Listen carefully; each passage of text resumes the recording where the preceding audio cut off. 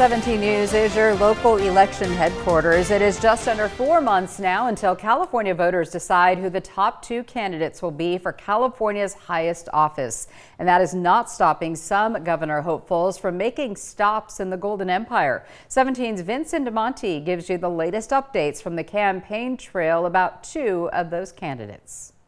A row of Kern County residents lined up to shake hands with Governor hopeful Steve Hilton after a 2-hour town hall meeting. After answering questions about California's energy crisis, new oil permits, and agriculture, he spoke to KGT about his recent stop in Kern County. It's fantastic to be here in Bakersfield to do this town hall.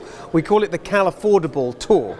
A lot of the specific things that I'm actually announcing as policies during the campaign have come from these town halls. Hilton's arrival comes as tension grows between the former Fox News host and Riverside Sheriff Chad Bianco. Hilton labeling the Riverside Sheriff BLM Bianco for a video of him taking a knee at a Black Lives Matter protest in 2020. Hilton also called Bianco a shifty sheriff. In California, the top 2 candidates with the most votes, regardless of party, will be on the ballot in the November midterm election. It's my responsibility to make the case that the Republican Party needs to get behind one candidate. So we don't split the vote, and it needs to be the strongest candidate. My Republican opponent has just got too much baggage to be the champion for change that we need. Bianco fighting back, calling Hilton the Gavin Newsom of the Republican Party and a narcissist. Hilton laughed when I asked him about that. Well, I just think that we shouldn't be making these sort of petty insults. I don't think that's what it should be about.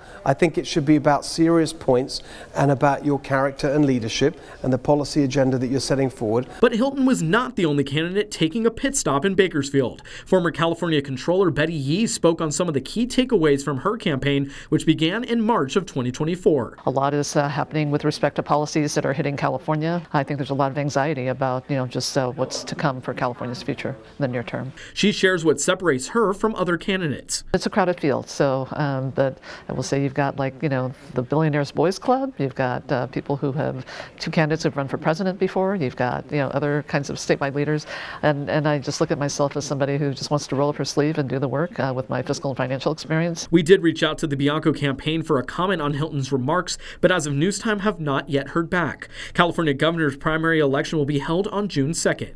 Vincent DeMonte, 17 News.